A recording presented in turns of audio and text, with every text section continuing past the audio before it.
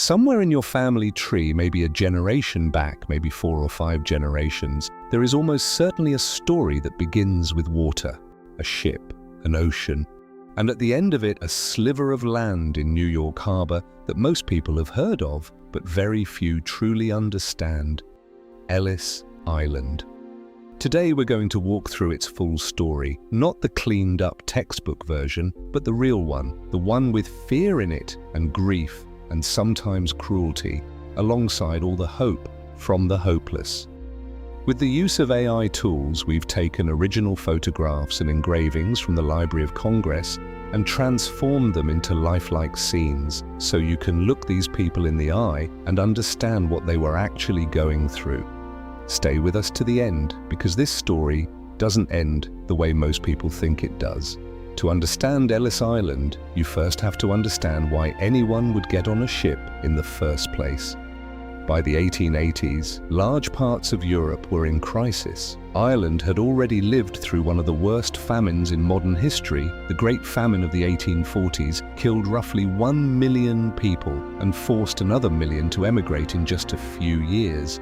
But the emigration didn't stop there. Poverty, landlordism, and lack of opportunity kept pushing people out for decades afterward. In southern Italy, drought, poverty, and a failing agricultural economy meant millions of rural Italians had nothing. In Eastern Europe, Jewish communities faced violent pogroms, organized, often government-tolerated attacks on their towns and villages. In Poland, Russia, and the Austro-Hungarian Empire, ordinary people were being squeezed out by famine, war, and persecution. America wasn't just a better option. For many of these people, it was the only option.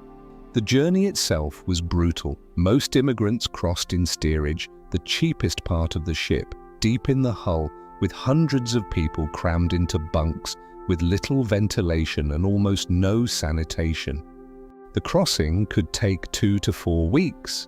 Seasickness was constant, disease spread quickly, children died on those ships, and yet they came by the millions. Before Ellis Island, immigrants arriving in New York were processed at Castle Garden, a former fort at the southern tip of Manhattan, converted into an immigration depot in 1855. By the 1880s, it had become, by most accounts, a disaster. Corruption was rife. New arrivals, exhausted, disoriented, often unable to speak English, were immediately surrounded by swindlers. People offering fake currency exchanges, bogus railway tickets, or help that cost them what little they had. The oversight was inadequate, the conditions grim, and the system was overwhelmed. The federal government stepped in. In 1890, Congress took control of immigration processing away from individual states and began planning a new, purpose-built facility on a small island in the harbor, a place that had once been used as a naval munitions depot.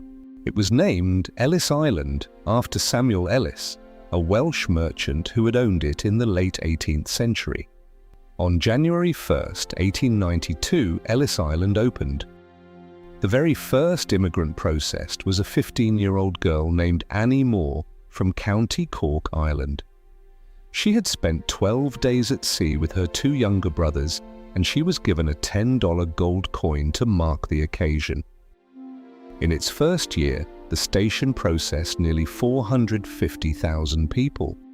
But the original station was a wooden structure, and in June of 1897 it burned to the ground. Almost all immigration records dating back to 1855 were destroyed in that fire. A priceless archive of nearly half a century of arrivals gone. The government rebuilt in brick and limestone.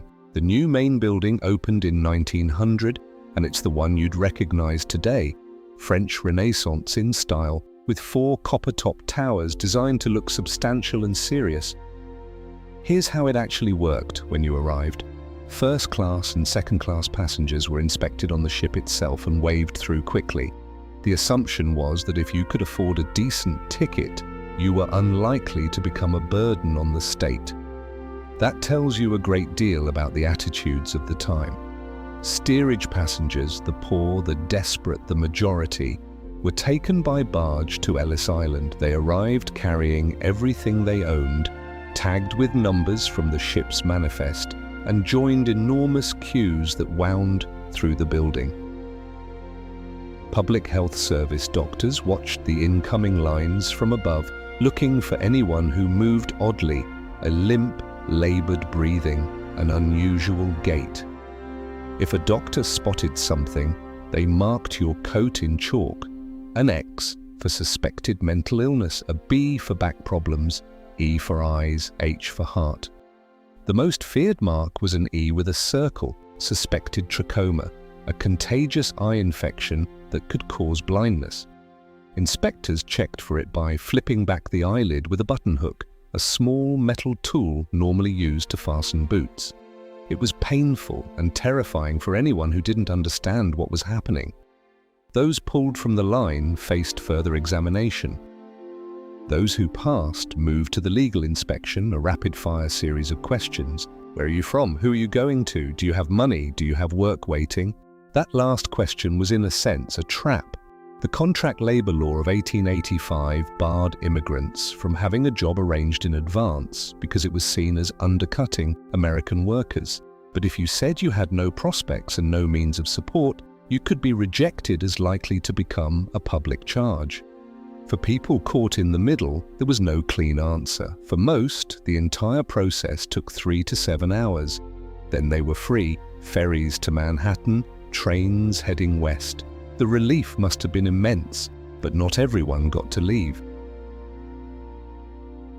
Ellis Island became known by 2 names: the Island of Hope for those who got through, the Island of Tears for those who didn't.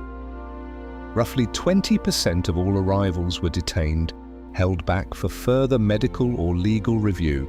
About half were eventually cleared and allowed to enter. The other half faced deportation.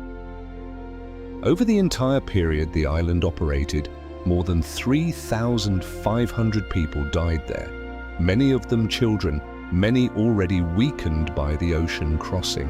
More than 120,000 people were sent back across the ocean. Imagine what that meant in practice.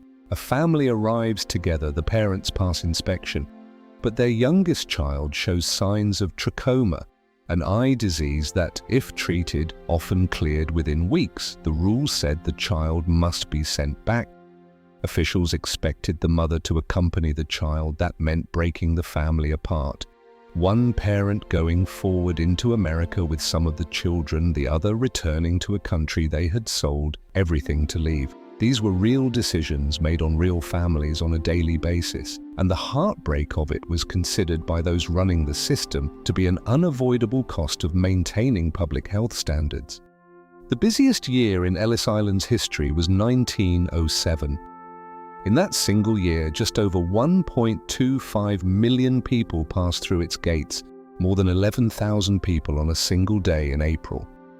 The faces of Ellis Island changed as the decades passed. In the early years, large numbers came from Ireland, Germany, and Scandinavia. By the 1890s and 1900s, the wave had shifted towards southern and eastern Europe. Italians from Sicily and Calabria, Jewish families from the Russian Empire, Poles, Slovaks, Hungarians, Greeks, Ukrainians. They were largely Catholic or Jewish in a country that was predominantly Protestant. They spoke no English, they came from peasant and working class backgrounds, and they arrived in such numbers that it alarmed a significant portion of native-born American society. Through the late 1920s and the Depression years, Ellis Island shifted entirely to a detention and deportation facility. During World War II, the island held enemy aliens and prisoners of war. At its peak, some 7,000 detainees were held there. In one of the stranger chapters of the island's history, Nazi prisoners held under the Geneva Conventions, which required access to legal representatives, were permitted to celebrate Adolf Hitler's birthday each year as a treaty concession. After the war, the population dwindled. The final detainee, a Norwegian merchant sailor named Arne Petersen, held on a technical immigration violation, walked out of the main building on November 12, 1954. The doors were locked behind him. After 62 years, it was over. For the next decade, the building sat empty. Vandals stripped whatever they could carry. Snow came through broken windows. The plaster fell from the walls. The tiled registry room, where millions had stood waiting, filled with debris. In 1965, Ellis Island became part of the Statue of Liberty National Monument, but proper restoration was slow and underfunded. It wasn't until 1990, after a major private fundraising effort, that the main building was finally reopened as the Ellis Island National Museum of Immigration. Between 1892 and 1954, approximately 12 million people were processed through Ellis Island. Some estimates suggest that as many as 40% of all Americans today can trace at least one ancestor back through those gates. That is an extraordinary figure when you sit with it for a moment. 40%. The people who came through Ellis Island built factories and farms, wrote music and literature, served in wars, raised children who became doctors and teachers, and artists and politicians. The Wall of Honor on the island's exterior lists over 700,000 names added by families who paid for the inscription. It is one of the longest walls of individual names anywhere in the world. Ellis Island was never just one thing. For the 12 million who made it through, it was the beginning. For the more than 120,000 who were turned back, it was the end of a journey they had sacrificed everything for. For the thousands who died there, it was the last place they ever saw.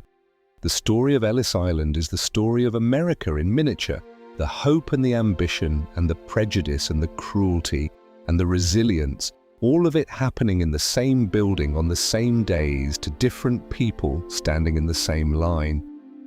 If you're American, there's a good chance your family stood in that line, and whether they made it through on the first try, or waited in those hospital wards, or had their name changed by a distracted inspector on a busy Tuesday morning, they made it, and so that's a history worth knowing. If you found this worthwhile, please like the video and subscribe. It genuinely helps us keep making content like this. And if there's a chapter of immigration history you'd like us to cover next, drop it in the comments. We'll see you in the next one.